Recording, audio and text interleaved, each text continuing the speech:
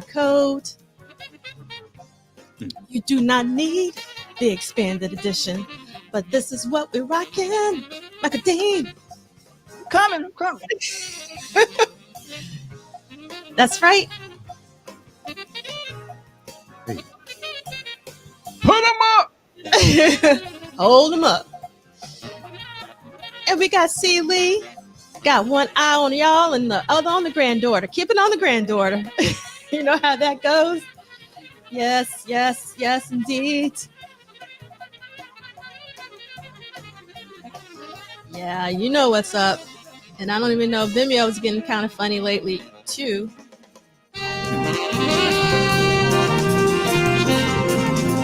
That's one of my favorite parts of that song. Yeah, let me get a kamikaze on the rocks. One for the young lady. That's what this music vibe. Yes. It reminds me of train traveling. So I love traveling on trains. And they have this kind of music on the train? Well, the name of the song is Commuting. And like the horn sounds like a train at some points to me. Okay. So it reminds me of that. And we got Shalimar. Yeah, we got Stone Freak. And also, actually, I grew up on a train track. Like my grandparents' house was next to a train track, and my grandparents' business was next to the same track in a different part of town. So, like trains. And whenever I move to a city, I try to find a place near a train track. And luckily, I can still hear a train. So, trains are important. Just like remember, it was like a big deal when we were younger, the boxcar Willie. Yes. That was like a thing. Like, I don't know. I guess it was like a homeless guy who lived on a train. Yeah. Anyway.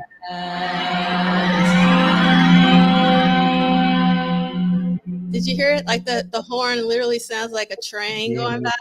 Like, yes. Now, could you indulge me?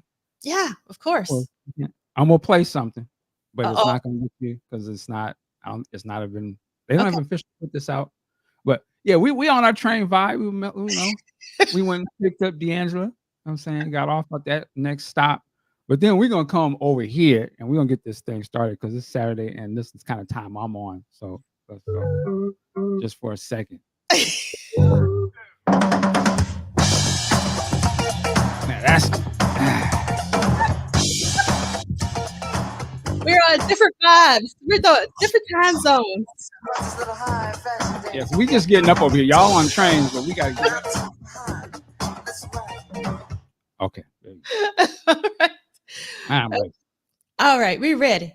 Okay, so we got Stone Freak from the ATL. We got D, greetings from Nueva Yorka. Blessings for Bilal. That's right. Blessings for Bilal Saeed Oliver. That's right. And we got Tracy, welcome, who was also at Bilal. It was so nice sitting with you. And we also have always. And we have Ricky. Yes, we cutting. Yes, we are. We are cutting. Yes. And we have Karen Jones. And Christina also loves trains. And yes, Purple Kurt podcast. May the 4th be with everybody. That's right. Strong. And Vanessa also witnessed the one and only Bilal. So many came out to Bilal. And we're going to talk more about that show because it's important.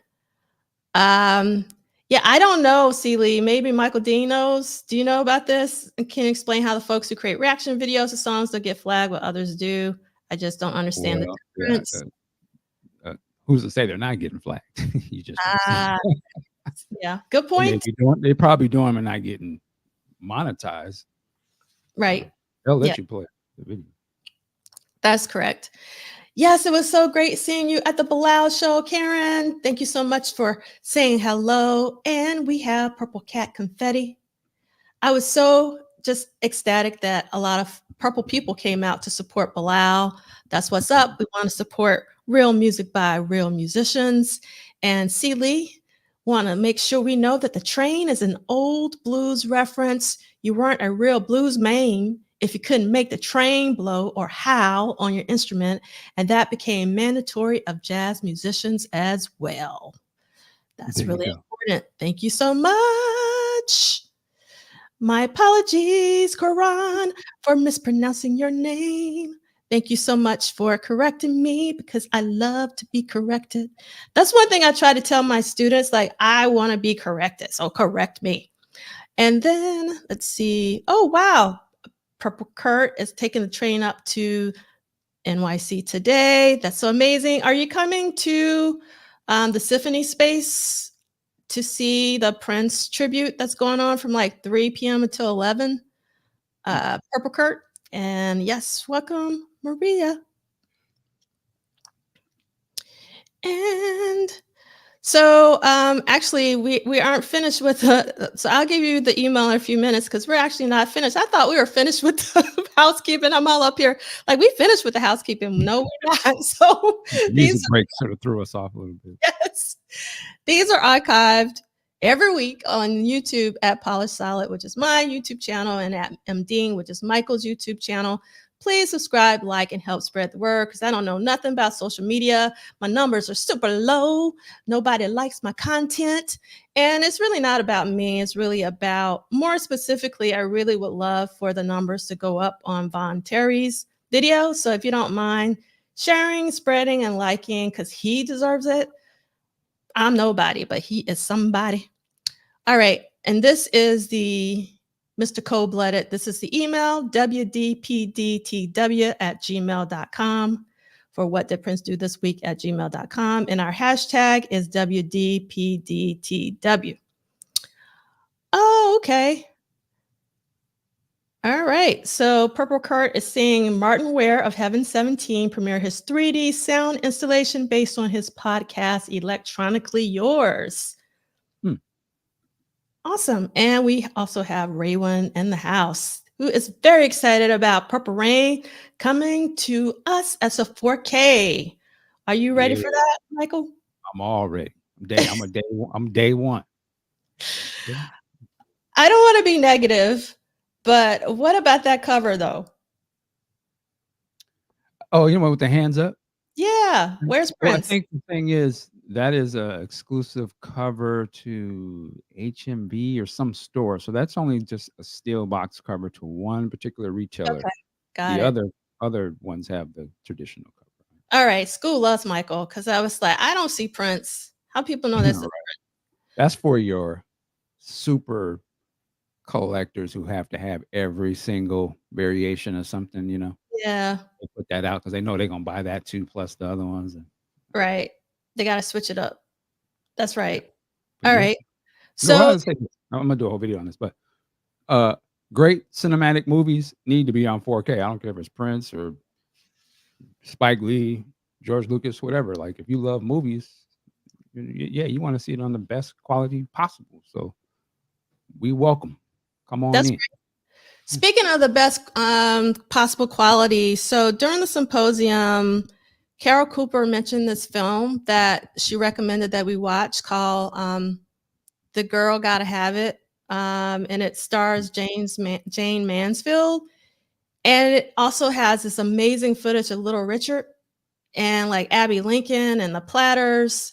Some amazing footage. It's like beautifully shot. And I don't know why, but I was like, I'm going to buy it. It's a Criterion collection. And I was like, I'm going to, if Carol Cooper said that we need to watch this film, I'm going to buy it and watch it properly. And I've been blown away. So The Girl Can't Help It. If you haven't watched The Girl Can't Help It, but Jane Mansfield, watch it, especially if you're a music head.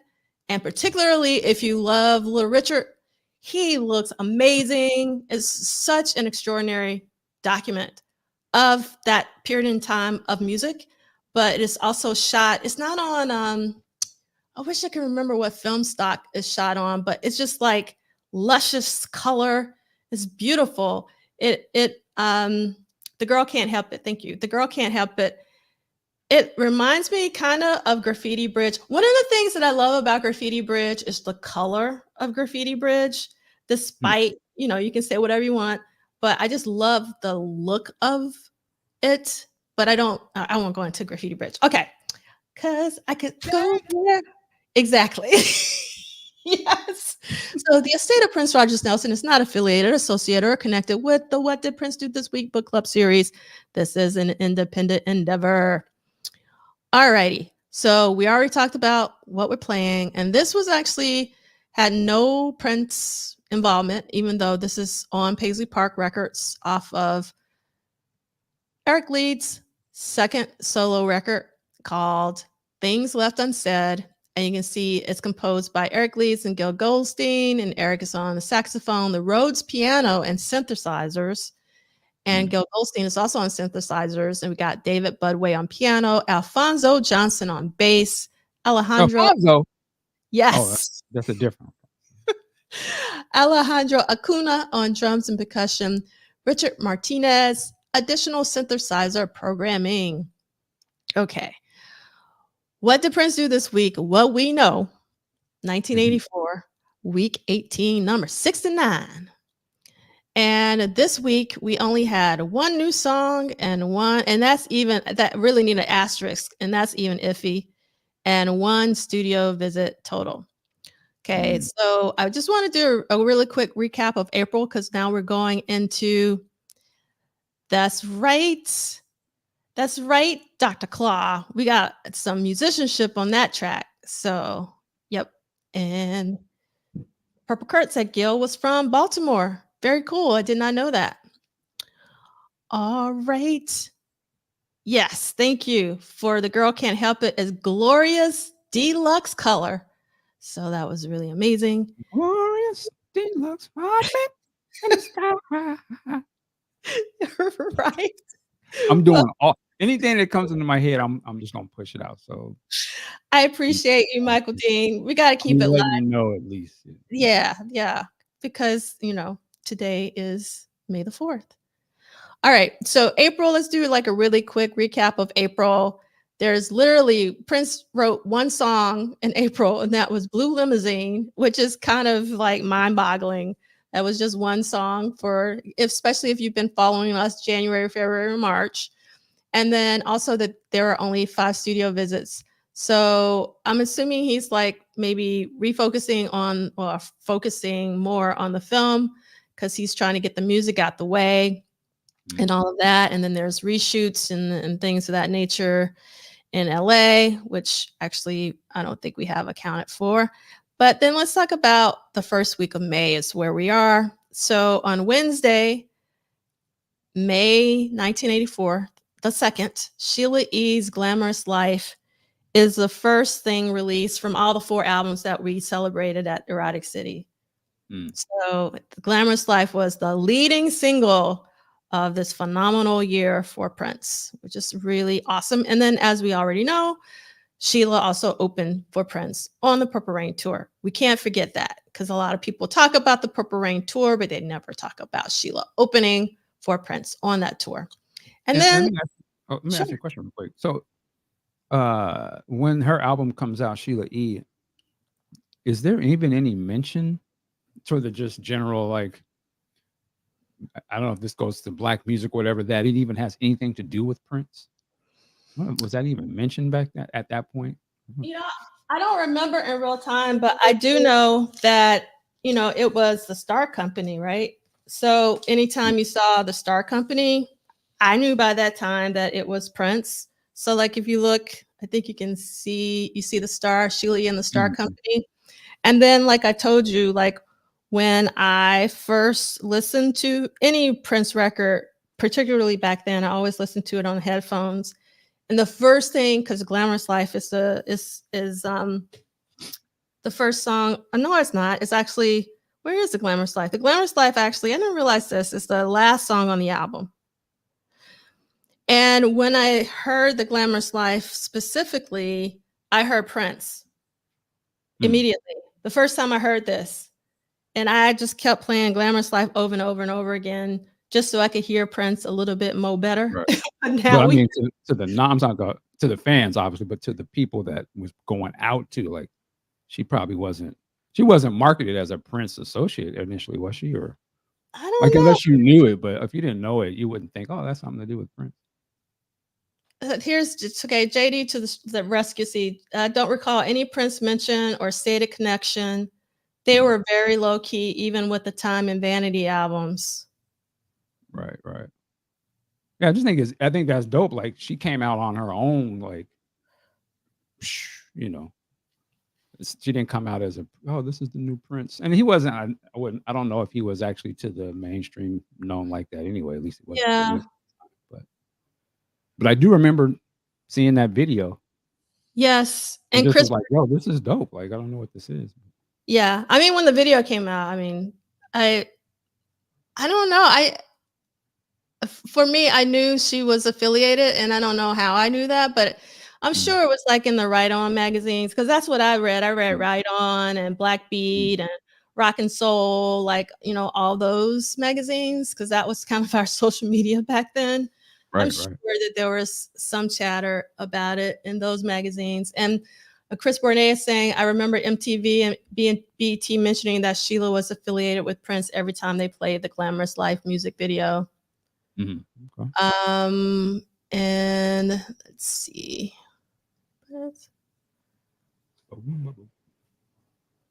Okay, and Ricky is saying, and Ricky has a really good memory. And Ricky says, no mention until after When Doves Cry blew up. So I'll go with Ricky. And then Love Sexy is saying, I didn't put the Prince connection until Erotic City came out. I can see that. And even then, I probably just knew the name and didn't know like Sheila, Sheila, you know what I'm saying?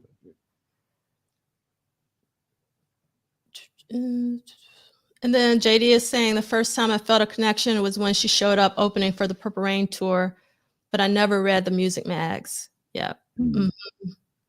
See. And Lee Christian is saying I came to know her via Sound of the Times and retroactively got into Sheila E. via the live set with guest Prince, which I really want that Romance 1600 concert to be 4K because that is actually one of, in my personal opinion, Prince's best recorded performances. The Love Bazaar and with, I want to see what happened after that. Like when he did the turnaround. I want to see the rest of that film. That's something the estate, boy. If you want to show that at Celebration, like that would be a head buster. That would be, yes. Hi, Audra. Welcome. And then I remember that, Chris. That's how I videotaped it. Yep. Definitely remember that. MTV broadcast the Purple Rain premiere and interviewed Sheila about her relationship with Prince. And I love how Sheila kept saying Prince. Every question was Prince. The answer to it was Prince. I don't know if you remember that. Yeah. I thought Chris was talking about the Sheila E. Romance 1600. Like MTV. I remember when MTV showed that on TV. That's how it first came out. That's how it debuted, was an MTV special. Yeah. I didn't realize that. I videotaped before the home video came out. Okay. Well, see, I didn't have cable back then, so I probably wasn't in the know, but I definitely got that VHS. I still do. What? I rented it. It wasn't Blockbuster. It was like a local one. Oh, and you did that. I was a different Michael back then. Yes, time brings on a change. All right. So let's get into our reading. And speaking of Sheila, we are, of course, because we just talked about it. Oh, let me go. I just went too far. And then Courtney Dwayne, that's one of these asterisks. We really don't know, but maybe Roadhouse Garden this week. And that's the reason why there's a line across, because we really don't know, but we guessing. Okay. So let's get our reading on. I'll start with the first reading. And we're going to turn to page 318. And I'll try.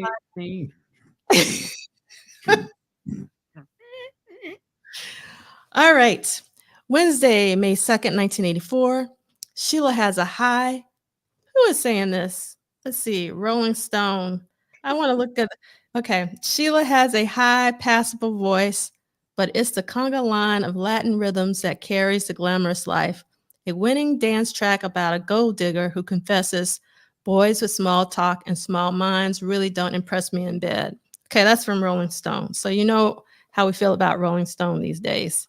So Shit back then. Yes. All right. Warner Brothers released Sheila E.'s The Glamorous Life single as a preview of her upcoming album of the same name.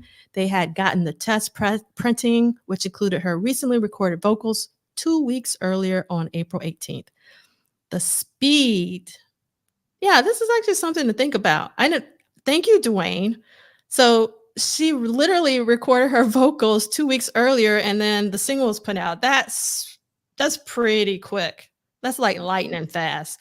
The speed at which this project went from start to finish shows that Prince was excited to get his most recent music out into the market. And this is Alan Lee. That some of his music had an expiration date on it, and that whatever moods and thoughts that went into the new music were timely enough that he wanted people to hear them as quickly as possible. Over the course of his career, Prince almost, okay, I want to stop here. I just had a thought. Imagine if we could have gotten every Prince song 2 weeks after it was pretty much. I know, right? But then you would have got so much stuff. Probably would have been like, oh, I don't know back then. But yes, okay, just had a thought. Over the course of his career, Prince almost always chose his newest music instead of his archival works. I don't know if I agree with that, but okay. It is a trait that would both help and haunt him, causing him to abandon several potentially incredible projects over the course of his career simply because he couldn't finish and release them quickly enough. This is the infamous quote. Prince said this in 2012. One day, someone will release them. I don't know that I'll get to release them. There's just so many, and I like writing new stuff. All right. In addition to his ego's need to share his latest inspiration, I can't. I'm sorry. I'm so distracted today, or I just want to go slow. I've said this before. I just really want to thank Dwayne for putting in all these end notes, because all the quotes you can see where, if you look at the end note, you can find out what the original source was, and I really appreciate that because a lot of other books don't do that. So thank you, Dwayne. All right. In addition to his ego's need to share his latest inspirations, Prince probably sensed an urgency to get his new music out into the void that was being left by the time's likely absence. The timing was crucial because it could get lost in the potential Purple Rain juggernaut. And once the movie was released, all his energy would be spent preparing for the fall tour. The reviews were generally positive, and Sheila E.'s The Glamorous Life single would peak at number 7 on the Billboard Hot 100 chart. That should have gone to number 1. That's my personal opinion. Although the previous year saw no new albums from Prince or any of his proteges, 1984 was turning into a feast, a smoking. Okay, with Sheila's album leading a year that would include the release of 4 albums of Prince penned music along with multiple non-LP B-sides. Okay, quote from Lisa Coleman. The whole experience at that warehouse was a really different thing. It kind of stands out. It was set apart, away from other buildings. Usually we would rehearse in these industrial parks and they were busy. We would have hours where we couldn't play because there were businesses being run there. Prince returned to Minneapolis and began working at a new location at 9025 Flying Cloud Drive in Eden Prairie. With the new studio came a new focus: familiarize the revolution with all the music from Purple Rain for the upcoming tour and any upcoming live events. But very quickly, he started recording new tracks. As usual, Prince wanted to create, and now that he was in his own studio, he began the process in the same way he did the previous summer: write a song, share it with his band members to flesh it out, then rehearse it for a live debut. The formula had worked very well for Purple Rain the previous August and for the time 2 months later, but would it work again? And more importantly, would it be as inspired? As with Sheila's album, the accelerated timetable for new music was vital because he likely wanted to create something unique and didn't want to be influenced by Purple Rain's success or failure. I don't want to make an album like the earlier ones, Prince explained when discussing his Around the World in a Day album, which is going to be the main symposium next year. Can't wait. Wouldn't it be cool to be able to put your albums back to back and not get bored? I don't know how many people can play all their albums back to back, with each one going to different cities. It is generally reported that Prince began working on Around the World in a Day at this stage. But a different Prince and the Revolution album was being created that would likely rely even more on contributions from the Revolution, especially Wendy Melvoin and Lisa Coleman. In fact, when Coleman's brother David brought the song Around the Rolling Day to Prince later that summer, he learned that there was a project planned between 1984's Purple Rain and 1985's Around the Rolling Day. Prince told me that he was really interested in the song Around the Rolling Day and that this isn't the kind of thing that we would do on the next album, but the album after next, which turned out that he changed his mind. Around the Rolling Day wasn't the title until that song came along, Lisa Coleman explained to author Matt Thorne, who joined us at the Erotic City Symposium. So amazing, about the current collection of music, and that was really far into the project. He was thinking of it as Paisley Park. At this point, only 2 tracks that would be placed on Around the Rolling Day had been recorded, Pop Life, February 1984, and an earlier recording of Raspberry Beret. April 1982, Paisley Park, March 1984 was the name of an instrumental that had nothing in common with the song that would eventually share the name. So at this stage, any new album had no real concept or point of view. Prince and his band huddled in the warehouse and began rehearsing and recording, but no matter which project was going to be the next album, when it came to collaborating with the entire band, it was still obvious who was boss. Brown Mark made clear in 2015, I don't say that we collaborated as much as the Revolution tried to live out his dream. We got into the mind of Prince. We learned what it was he was trying to accomplish. So I think that was more of the collaboration, us learning. What is it you are looking for? Matt Fink, believe me, if he had allowed more collaboration, I would have liked to have had more collaboration with him, who co-wrote at least 6 songs with Prince during the 12 years they played together. Again, Dr. Fink. In fact, I was always throwing ideas at him in rehearsals and jam sessions. Bobby Z, our role in Purple Rain is to fight to get our ideas in there, according to Bobby Z, and they're in there. You know, Matt Piano's part on Purple Rain, or the whole song Purple Rain is the Revolution, or the stop on Computer Blue was a snare drum part. You had to get your little ideas in there, and if you liked it, you felt like $1,000,000 because it was worked in this amazing soup of music that he was creating. Collaboration with Prince was a reality, according to Wendy Melvoin, but it didn't pay bills.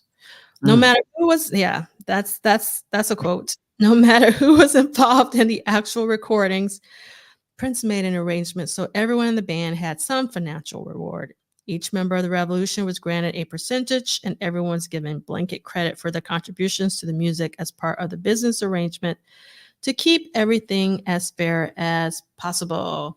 With the addition of a movie in the mix, Prince's brand was expanding, and so his list of employees. He had personnel around him that he felt confident with. He was very, very happy, recalls Susan Rogers. And I am going to read this quote because you'll understand why. I remember, this is Susan Rogers, at the time he started getting a wardrobe department. Lewis Wells and Von Terry were his wardrobe guys. And for those who don't know, we actually just interviewed Mr. Von Terry during the Erotic City Symposium. That keynote is actually in our accompanying playlist for this week because I just uploaded the video this morning. So you can see it if you missed it. It is a do not miss conversation. And Mr. Terry is singular. There's only one him, and it's a really great conversation. So again, I hope you like and share that video because it's important to me, and I think it's important to us. He was creating a look for himself that was much more finished than how he started with Dirty Mind and then continued on 1999, but now he was getting into exotic fabrics and really refining his look and the look of his band. And those exotic fabrics were coming from Lewis and Vaughn. His whole aesthetic sense was developing. He was becoming a man of wealth and taste because of Lewis and Vaughn. The only time I ever saw him in blue jeans was one day. He was wearing blue jeans and a short jean jacket and blue jeans boots. Can you imagine a short jean jacket and blue jean boots, Michael? I don't know if I've ever seen any blue jean boots. He was at the warehouse and he was so happy. He was dancing around, and myself and someone else both went to ask him a question at the same time, and we both said, Prince, at the same time. He swung around on his heel and he said, I must be famous. And I looked in his face and I realized he is famous. He knows he is famous and he is delighted to be famous. Lord, there it So begins. yes, so much going on. Well, you have to have confidence, Michael. Oh no, absolutely. Confidence and wanting to be famous are two different things. Well, yeah, but also I like can if confidently know I can read a book, but I don't need to be known that I know how to read a book. but he might have just been being funny. You know what I Oh no, mean? I'm not saying nothing against it. I'm just Yeah. this is her observations too. That doesn't mean that's what his mind is thinking. Yep. Yep. Yes, Blake Brown. We finally know what the Canadian tuxedo is, and Ricky is saying he was wearing that in one of the bootleg rehearsal videos. Mm. All right. And let's see. Oh, I wanted to go back to just we were talking about the Sheila E. album and how quickly that single came Mhm, out. I think it too also shows like even at that I would say even at that early point, even before the superstardom of Prince started, Warner Brothers he had enough juice at Warner Brothers to push out something that quickly. mhm. That's not a That's for not any easy. artist. That doesn't happen. So for them to have a lot of faith in him to be like, you know what, yeah, go ahead and put that out. 'Cause there's no market research and I don't even know if they did stuff like that, but it just showed they had a lot of faith in what he was doing, even before the super success came out. Yeah. That's awesome. It is awesome, but I mean, it is like I never really thought about it, and I was even reading it, and it just like that is like insanely, almost otherworldly quick, Mhm. like to manifest that, and I don't know, that's pretty crazy. So the next thing we're going to read is about Roadhouse Garden. So Michael, if you could do that when we're on page 321. Okay. All right. Roadhouse Garden, Flying Cloud Drive, Warehouse, Eden Prairie, Minnesota. Producer Prince, artist Prince and the Revolution. Engineer Susan Rogers. Quote from Wendy: "This was in the warehouse, and it happened as just an organic groove. We started a groove. Sometime in late spring, Prince gathered members of the Revolution and began recording a new track called Roadhouse Garden. The song is a very sparse keyboard driven number embellished with finger cymbals and sound effects that could be found as standard patches on the Yamaha DX7 number 31 train, for example. The DX7 was a new toy for Prince with those around him and for those around him, and their exploration of it would influence the sounds in many of his songs.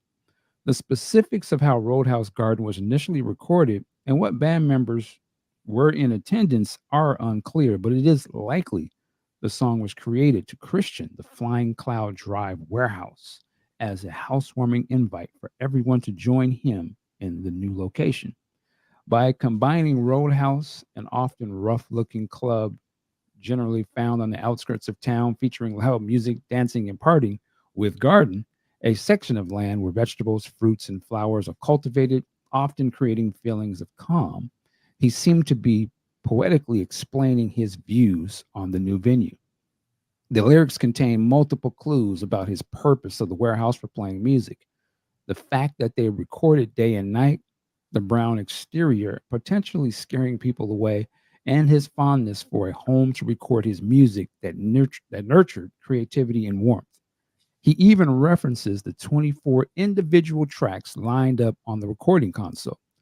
This is the garden where emotions grow. 24 feelings all in a row. I didn't even pick up on that till today. Okay.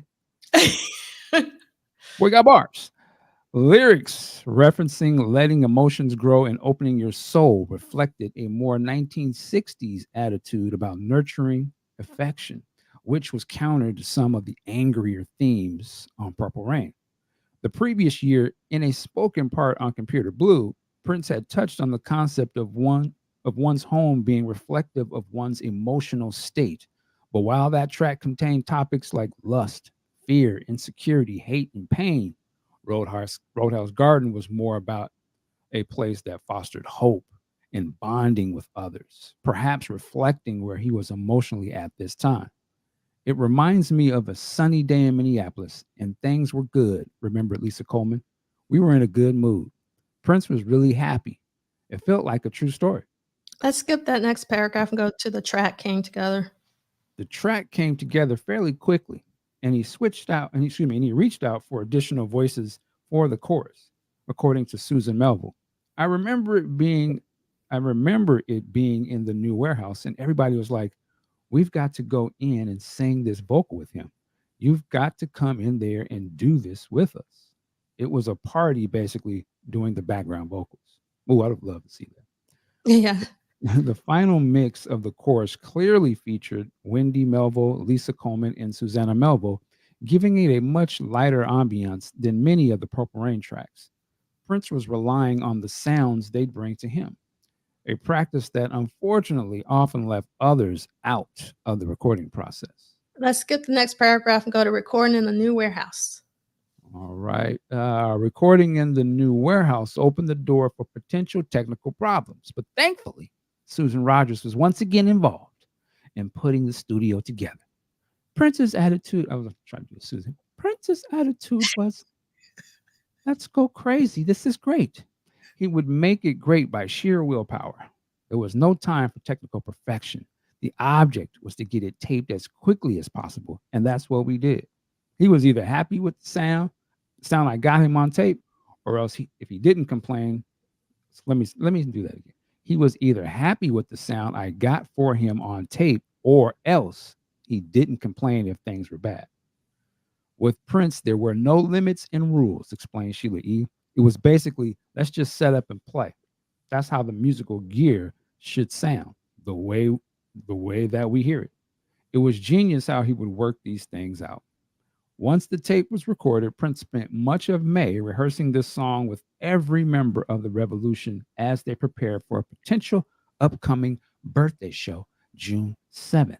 Status. Rainbow Children debuted at Prince's Roadhouse Garden. Roadhouse Garden. What did I say? Rainbow Children. Rainbow Children. That would have been a hair buster. Like, what? Back in time. Wow. Roadhouse Garden debuted at Prince's June 7th birthday celebration. The live version, 4 minutes and 30 seconds, and the studio version of the song, 3 minutes and 30 seconds, remained unreleased during Prince's lifetime. In 1999, Prince flirted with using this song as the title track for a new Prince and the Revolution album. Quote, it has songs on it that feature the Revolution in a front row as a band, Prince explained to Sonic Net Online in 1999. When it was shelved, he went online again to update its status. Roadhouse Garden, the album, got sidelined for a sec, but it will take at the most 3 weeks to finish. Most of the tracks were cool to begin with. They just needed minimal production and a mix. The studio version of Roadhouse Garden was included on the Purple Rain Deluxe Expanded Edition CD set in 2017. It was combined with Our Destiny, 6 minutes and 25 seconds, and not issued as a separate track. I'm going to drop the book. That's a lot of reading for this week. So I didn't know about this possibility of a Roadhouse Garden album in 1999. I don't know what I was doing, but I never heard about that. Yeah, that was a thing. Yeah. And I thought it was hilarious. I mean, imagine Rainbow Children in 84. That would have been like, what? But yes. Okay, so a lot of you probably know, if you follow, is it Voss or Vass Christian on Twitter, that they've released this article this past week called Roadhouse Garden, The Lost Prince and the Revolution Album. And it, again, if you go to the book club website, and let me pull it up for you who may not know what that is. It's bookclub.polishsolid.com. You go all the way to the bottom, you'll see the slideshow for every week. And when you click on that slideshow, you will go places. And if you click on that slide, it will take you to this really long and in-depth article that I haven't had an opportunity to read yet because I've been editing and uploading video in addition to working this week. So I look forward to actually reading this, but it's been getting a lot of love online. So I'm sure it's an incredible article. And maybe if someone in the chat, if there's any like key takeaways you think we should share, since we're talking about Roadhouse Garden on What Did Prince Do This Week, please do. And Purple Kurt is saying it was a real treat to hear the Revolution perform Our Destiny Roadhouse Garden at the Fillmore in Silver Spring in 2017. Yes, when the Revolution went back on the road post Prince, they definitely performed Our Destiny in Roadhouse Garden. And Our Destiny is a really important song to me because I know why. So it's pretty important. So, and it's important that, but it was actually not because of the Revolution. It was actually because of Questlove, because Questlove was spinning. Oh, you were there with Harold Pride at the Silver Spring. I'm assuming the Silver Spring show. That's pretty amazing. But Questlove actually performed or spun Jill's version of Our Destiny. So I didn't hear Jill's version of Our Destiny because I had always heard Lisa's version on the bootleg until Questlove spun it in 2017. And my life was forever changed for various reasons. All right. So we're at the end of What Did Prince Do This Week, but we still got our salon to go through. And there's a lot in this salon portion of our conversation today. So week 18, there's up until this point in 1984, there have been 29 new songs and 65 studio visits total. So you can see all the songs. And I added Roadhouse Garden. I didn't put a date to it because we really don't know if this was a week or not, but this is what we think. So that's the reason why it doesn't have a date. And we're going to take a music break. So at the beginning of our show today, we had already started talking about Bilal. This was a really important night because this is the first time Bilal had performed a Love for Sale centric set, and he almost played the entire album. So you can see that he did not perform my favorite song off the album, which is Hands of Time. And I went to both sets just hoping and praying that he would play it at one of the sets, but no, it did not happen. But it was still amazing to see both sets. In my personal opinion, it's always better to go see anyone during their second set because they've had time to warm up. And indeed, the second set was a little bit better, but the first set was still pretty darn amazing. But you can see he performed Something to Hold On To, You're All I Need, Got to Be Cool, Make Me Over, Get Out of My Hair, which was amazing. Lord, Don't Let It, All for Love, Hollywood, White Turns to Gray. But he didn't perform Sorrow, Tears and Blood, and Sweet Sour You.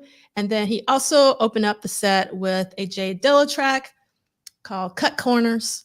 And again, if you go to the website and you actually, in this particular case, you can just go to the accompanying playlist. And I actually put in some video from this particular set, specifically from Michael.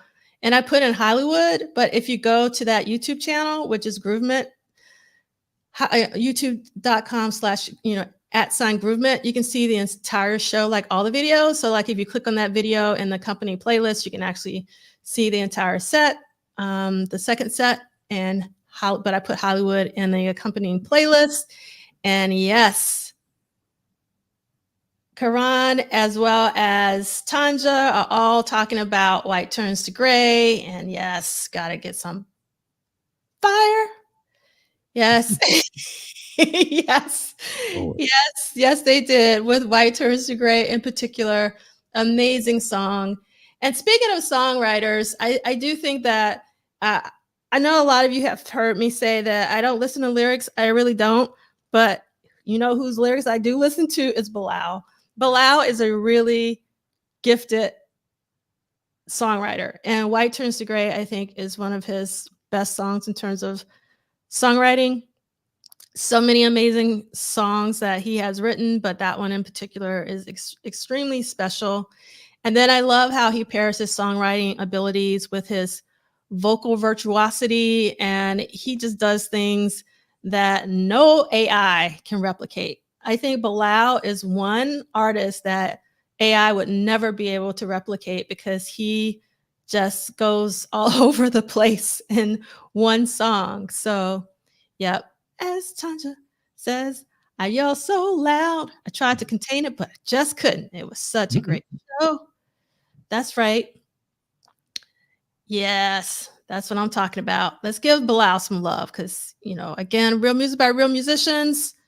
It's a weird time to be a musician. Speaking of musicians, I also got to give a very special shout out to Willow. And I've been listening to Willow a lot. I really love her track Alone and Symptoms of Life. And Dee sent this to me that Willow did a Tiny Desk, and I was really excited, but I got really excited when I spotted Mohini Day on the bass, who's one of my favorite bass players. So I was just so ecstatic to see Willow and Mohini. Is that one girl on the drums back there to be online? Maybe. I don't know. The drummer is Taylor, the Pocket Queen Gordon. Yeah. Yes. And this entire band is dope. Like Lisa Lee on guitar, her guitarist is amazing. And then the person you can't see is on the keys. This guy, Zach Tenorio, he is like a genius because she recorded like a live performance of him on the guitar, and now he's on the piano and keys in this performance are really, really amazing. And actually, Willow just released her new album this week, so I'm super excited. And I just want to remind everyone about celebrating 125 years of the Duke Ellington on May 6th at the Symphony Space in New York City. And yes, love that. Tiny Desks where an artist can shine. And yes, Raywin Bilal did Prince, The Beautiful Ones during the Prince tribute on the BET Awards. It was amazing. And then also Bilal actually accompanied the Revolution at First Avenue when they did their 2017 show. So I was ecstatic seeing him perform those songs. My favorite song that he performed with the Revolution was Private Joy. It was so amazing seeing Bilal perform. Private Joy is one of my favorite Prince songs. So that was really cool. Yes, that's right. Because of Willow, I have faith in the future of music. And I know a lot of you goes like, Willow, but you need to listen to Willow right now and you will change your mind if you are into music. And also if you're a jazz head, because she's doing some really amazing things with time signatures. Exactly, Tanja. Studied the H out of Alice Smith. That's right. Also, Esperanza Spalding, who's actually having a 2-week residency at the Blue Note in 2025. So Willow is doing her research. Willow's doing her Googles, as Michael Dean said, but actually really studying the greats. So it's so amazing. Yes. All right. So want to remind everyone about a conversation with Nona Hendryx about the one and only Betty Davis. This is a do not miss conversation if you love Betty Davis, happening on May 9th. And then this is what I'm super excited for. I don't know if I'll be able to make it, but I hope I can, but I doubt I will be. And that is Nona Hendryx performing Betty Davis songs. So if you're in the New York City area, tri-state area, highly recommend that you come and support Nona Hendryx, LaBelle. And if you don't know who LaBelle is, do your Googles. And then Corey Henry actually has added some dates. The Webster Hall show has been canceled and has been rescheduled for a later date in August. It was supposed to be in May. May 22nd, I think, but now it's August 24th at a new venue for whatever reason. And then you can also see there is, because we got a lot of ATWiADs here, there's going to be an August 21st show in Atlanta. I don't know at what venue, but I would definitely try to see Corey Henry if you love real music and you want to be uplifted and you need a little positivity in your life. Please support Corey Henry. All right, back to the purple world. So I have uploaded all the videos to YouTube with the exception of the live commentary. And I'm going to try to see if I can upload that to Vimeo, but I may not be successful. But for those of you who are all there, you know how special the live commentary was. And what you're seeing here is I also uploaded the What Did Prince Do This Week live, which was our second time being live. And I put this photo, well, this screen capture, because I just want you guys to see how lovingly I was looking at how amazing Michael Dean is. So I just wanted to give, I'm trying to give you your flowers, Michael. I'm trying to show you how amazing you are and how grateful I am for you to be my co-host for What Did Prince Do This Week. I do not take this lightly. You're making a lot of sacrifices, particularly waking up at the, at the clock of the yes, to do this every week. So I'm really appreciative. It's all love. Yes, all love. And I finally have the keynote. I just uploaded that today with Mr. Von Terry, who is one half of the design duo Lewis and Von. Everyone here should know who Lewis and Von is, but if you don't know who Von Terry is, I highly recommend that you watch the video and that you share, that you share it, you like it, help me spread the word, because I really want folks to see this. He should be acknowledged for his work, and he and his partner for all the work that he did for Prince. And it was a really amazing conversation. So it's in the accompanying playlist, and it's also from clicking on this image in the slide deck. And then also just wanted to that again, all the videos are posted on YouTube. And I also love this photo because there's so many amazing people right on the same row. For those who don't know, there's Michael Dean on the right. And then we got Vanessa, who's in the chat right now. And we got Troy Gua. Yes. And we got Tanja all through the night. Yes. And then we got Celie, Deacon Preston. Yes. And the next to Celie was Jason Orr. Jason. And that was so special, especially during the Von Terry keynote. I was so happy that Celie and you and Jason were in the front, pretty much in the front, just egging him on, just really like interacting with him and really, making him feel loved and appreciated. It's such an amazing photo. Yeah. That's fun. That's when somebody said, what does life could be so nice look like? They said that picture right there. That picture right there. Yeah. It's a special photo. So I just really wanted to share that.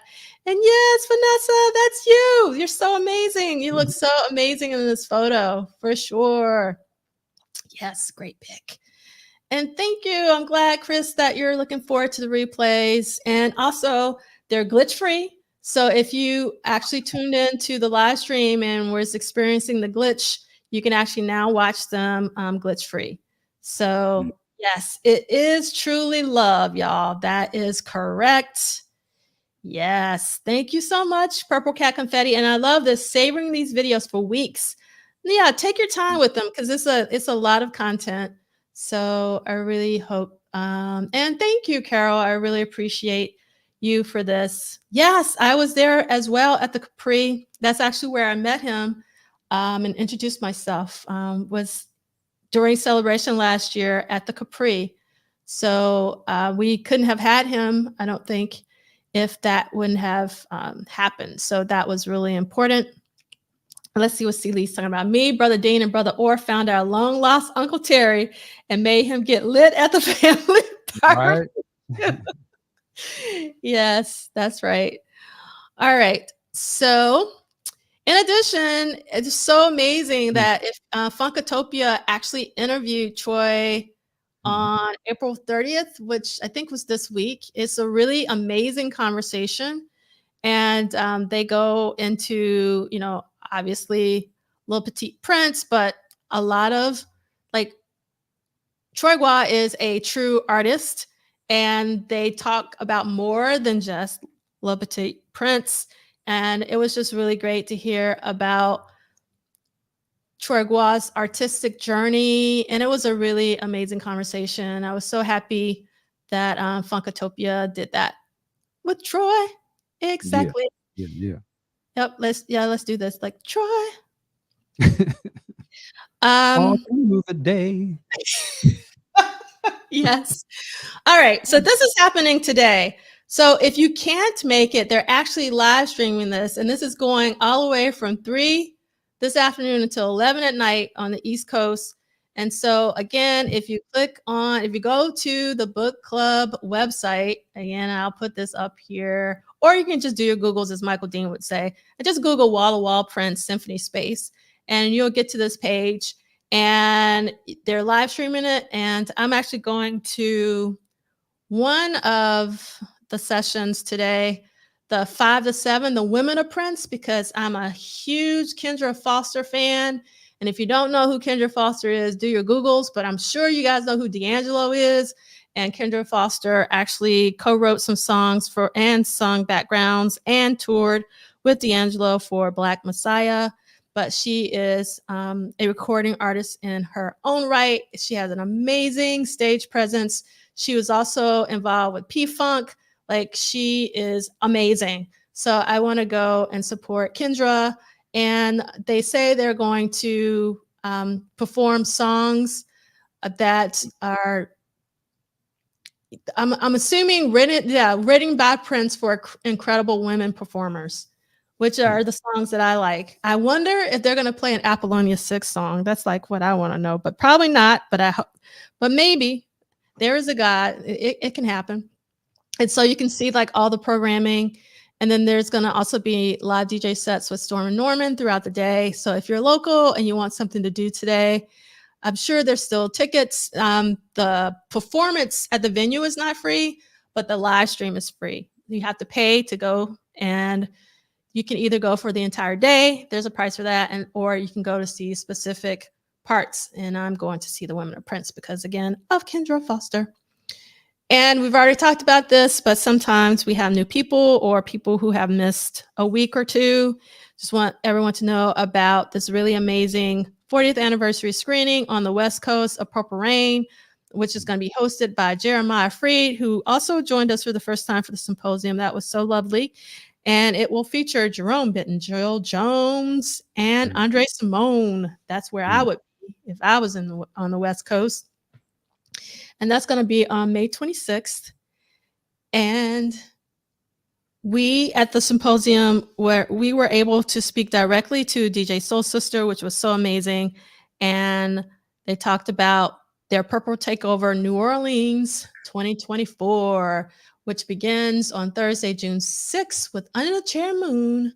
And I really wish I could go, but the money's low. And then, so we got Let's Go Crazy, the Prince Day Houston, Craig Alexander, PrinceDayHugh.com, June 7th. And then Andrea Swenson is about to release a brand new book about Purple Rain called Prince and Purple Rain 40 Years. And Electric Fetus is doing a talk with Andrea on Wednesday, June 12th. So if you're in Minneapolis on June 12th, that's where I will be. And during Celebration, right before their Kirsty Fairclough and the International Center for Prince Studies are going to have a 2-day conference called Prince on Screen, Images and Ideology. Some people who presented at the Erotic City Symposium will also be presenting here. And I will also be presenting. It'll be nice to present for change and not organize, because I'm actually still tired from organizing Erotic City. So that's going to be happening at the University of Minnesota for those of you who might be coming in a little early for celebration this year, which is June 20th through 24th. And I'm really looking forward to seeing the revolution at First Avenue. And I think, if I'm correct, Friday is for celebration people and Saturday is open to, yes, I will be, Angela. I will be there all week. And Angela will be at screening for Purple Rain. That's so amazing. Yes, the wall-to-wall prints is being live streamed. So just Google that. And yes, Minneapolis. Yep, all week because of the conference. And I'm staying for the celebration. And then let's see. Awesome, Tracy. So I hope that you'll be able to come to the conference at the University of Minnesota. And if you do your Google's International Center for Print Studies or go to the homepage and click on the slide, it'll take you to the website, blah, blah, blah. And Funkatopia, God bless Funkatopia, because they did a pretty detailed overview of what's going down at Celebration. But even more than that, what I really appreciate is this website that they've put together that lets you know everything that's going on in Minneapolis during Celebration, because it's too much to keep up with. So again, if you do your Googles or just type in printcelebration.com and click on events at the top, or you go to the slide deck, I'll stop saying that. You should understand that by now. And then we will have our Come 30 virtual symposium in August. And in addition, in August, Andrea is doing double duty because Andrea is actually releasing 2 books this year, one about Purple Rain, and then the other one about Cornbread Harris, who is Jimmy Jam's father. So there seems to be, I just saw this online. So I'm assuming that there might be some talking and some playing, and it's going to feature Andrea, Cornbread Harris, Jimmy Jam, and friends. So if you're in the Minneapolis area on August 16th, I think this is probably the place to be. And again, do your Googles or click on the slide in the slide deck, and we won't talk about that. Then we have our weekly accompanying playlists with a lot of goodies in there. I included, again, Bilal's performance of Hollywood, specifically for Michael Dean. And then you got Willow's Tiny Desk concert if you want to check it out. And then I put in the What Did Prince Do This Week, the live version. And then I also put in the keynote. But you can also find all the videos from the symposium on my YouTube channel in its own playlist. And then we have the Glamorous Life. I included the American Music Awards performance of the Glamorous Life because Sheila uses her laser drumsticks, which was my favorite thing about seeing her live opening for Purple Rain. It's so great seeing it again in that video. And then we also have our Destiny / Roadhouse Garden on Purple Rain Deluxe, as well as from the June 7, 1984 birthday. And then let's see, Love Sexy is saying, I'm curious, are you going to talk about the Purple Rain House Airbnb in Minneapolis?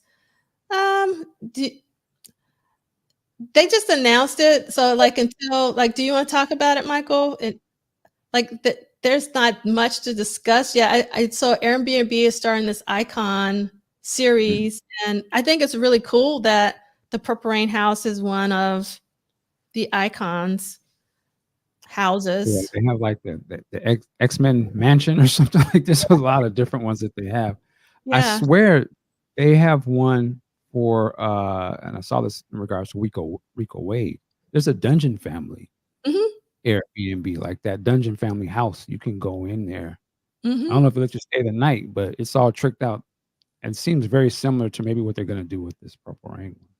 So I know, so there's actually 2 Dungeon Family houses. I know that Big Boy actually bought the original house, like where they did all the recording, like in the basement with the red dirt. And I know it's an Airbnb. I think it's a real Airbnb, but I read that CeeLo just bought Rico's second house and is going to, turn that into an Airbnb. So I don't know which one that you're referring to, Well, but I'm talking about the one that's the actual house. There's a video, you can see it on YouTube. They yeah, do a tour. It's tricked out, like, they did the whole house thing.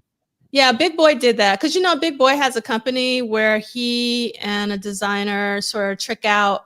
What do you call those?